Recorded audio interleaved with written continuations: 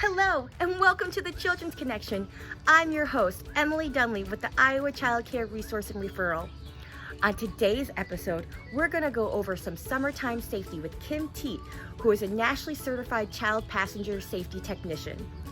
I'm also going to show you how to stay cool when those temperatures rise and show you how to make your very own sensory bin. So, get ready to hang 10 and let's get ready for summer. And now, with summertime in full swing, it is so important not only to think about, but to implement those summertime safety for not only your littles, but yourself as well. All this information can be found at our website at www.iowaccrnr.org. Some important safety tips are the use of sunscreen. It is so important to protect our skin from the harmful damage from the sun. Make sure to get written permission from parents if you provide childcare. Even if you and your children have dark hair or a more olive complexion, you'll still want to take precautions to avoid sunburns and to be safe in the sun. Sunburn can not only be painful, but it could lead to skin cancer, which could also be deadly. Children need time to be outside, but it is up to the parents in the children's lives to make sure that they're safe. Also, you can play under a shaded tree or in the shade of the building.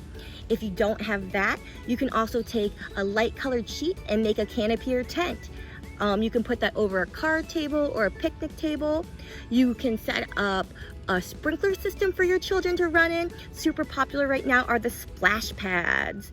If you don't have those, you can take out buckets full of water, take out measuring cups and different sponges and all the fun water toys to play with. Also, wear a wide brim hat. This will help protect the back of your neck, your ears, and your face from the sun. Also, try to wear cotton. It is more lightweight than a synthetic fabric and will help keep you cooler in the sun. Also, wear sunglasses. Not only are they cute, but they'll help protect your eyes from the UVA and the UVB broad spectrum rays. Stay inside also during the hottest part of the day between 10 a.m. and 2 p.m. Avoid these peak hours when it'll be hottest out to avoid sunburns and dehydration. And then just remember, when you're outside playing, take lots of little breaks, drink lots of water to stay hydrated. If you notice that you're getting too hot or tired, just go into the shade or go inside to cool down. These are all important safety tips, but what can we do when it's too hot to play outside? I'm going to show you how you can make your very own sensory bin with sand. This is a great way for children to play and explore, but still be inside during those hot peak hours. So let's head inside and let's cool down. And now that we're back inside and all cooled down, let's get ready to make our sensory bin. For this project, you'll need one large Tupperware bin or box, a small bag of sand. You can find these at your local craft store or hardware store, and then items to go into your sensory bin. It can be anything that you think is fun, whether from beach toys, measuring cups, rocks, pom-poms, other crafting supplies such as cotton balls, gardening tools, feathers, little toy cars or action figures, anything fun. Just remember to make sure that they aren't small enough where they could be a choking hazard. So, let's get down to business and let's build this bin. The first thing that you'll want to do is take your sensory box or bin and then fill it with your sand.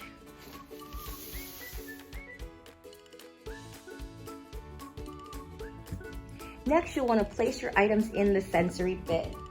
Today we're making a sand sensory bin, but you can also use water or even snow and ice during the wintertime months.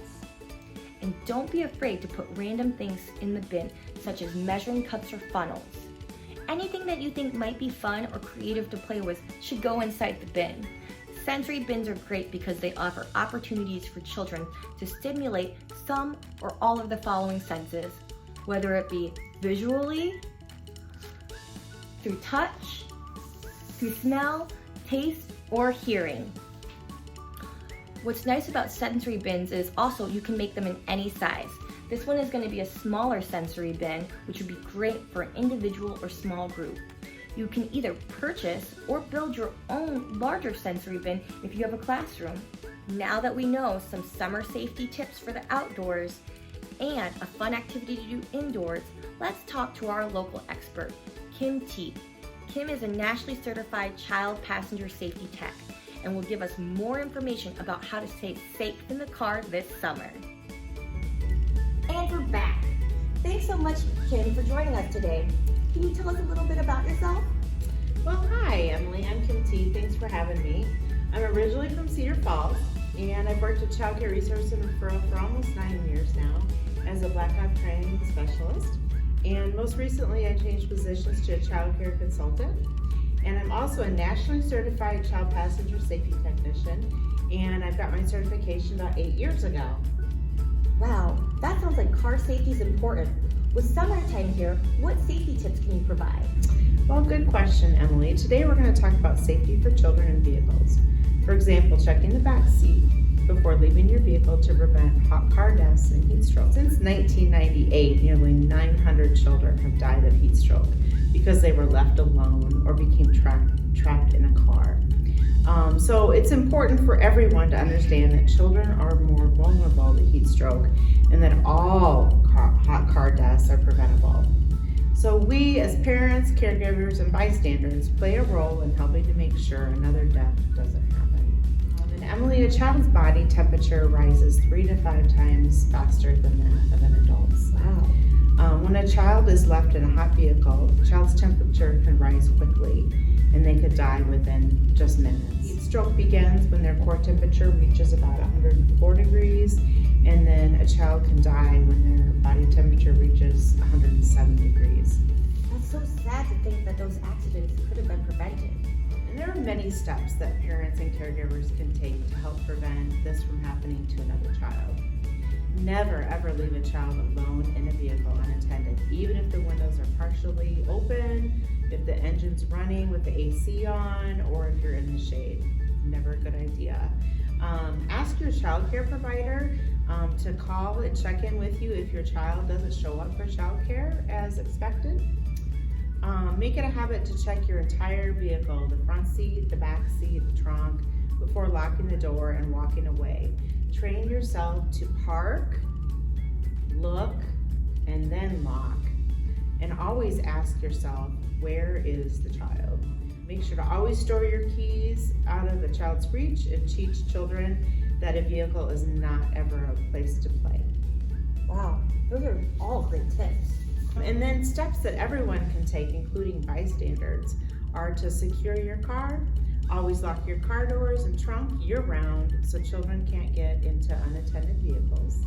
Act fast and save a life. If you see a child in the vehicle, get them out immediately and call 911. If that means breaking the window, so be it. Get that child out as soon as possible. A child in distress due to heat should be removed as quickly as possible and cooled as quickly as possible. We want to make sure and cover metal buckles on car seats and on seat belts. They can possibly burn a child from the sunshine heat, so use a towel or a blanket to protect them from direct sunshine. Thank you so much, Kim. Those are such important tips, and thank you for joining me today. Thanks so much for having me, Emily, to talk about this important topic. To find a nationally certified child passenger safety technician in your area, please visit www.cert.safekids.org. The technician can help make sure your child and car seat are safe and road ready. Thank you. Thank you, Kim. We want to make sure that everyone has a safe, happy, and fun summer. Let us know down in the comments below what activities you're doing with your littles this summer. And we'd love to see any pictures of any sensory bins that you've created. And also, let us know what other topics or areas you'd like us to cover for future Children's Connection videos. All those summertime safety tips and more can be found at our website at www.iowaccrr.org. And remember, together we will have fun in the sun.